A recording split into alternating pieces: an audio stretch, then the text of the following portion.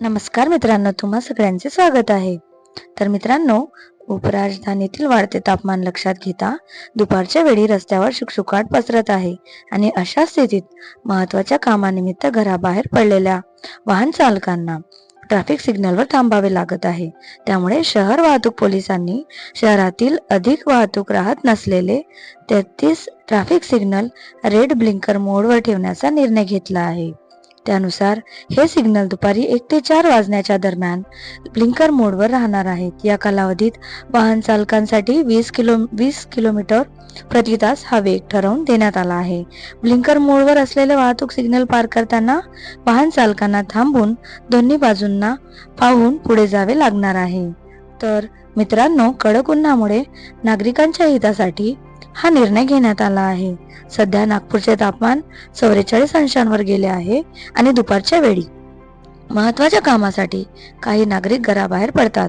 अशा परिस्थितीत सिग्नलवर वाहतूक नसताना देखील नागरिकांना थांबावे लागत असल्यामुळे अधिक वाहतूक नसलेले सिग्नल रेड ब्लिंकर मोडवर ठेवून नागरिकांना कडक उन्हापासून दिलासा देण्याचा वाहतूक विभागाचा प्रयत्न आहे. तर मित्रांनो, तुम्हाला माहिती आहे का की कोणकोणते सिग्नल्स हे ब्लिंकर मोडवर ठेवण्यात येणार आहेत?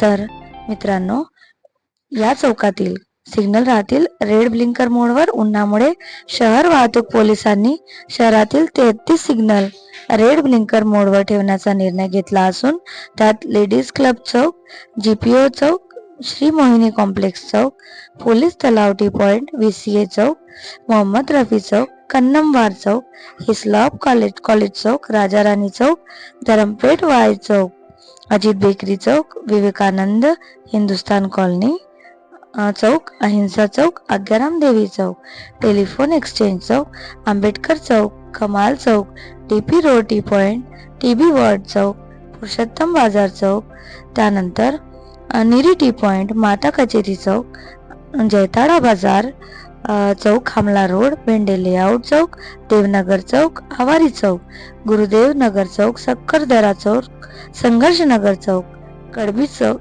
10 नंबर पुलिया चौक आणि इंदोरा चौक इत्यादींचा समावेश आहे.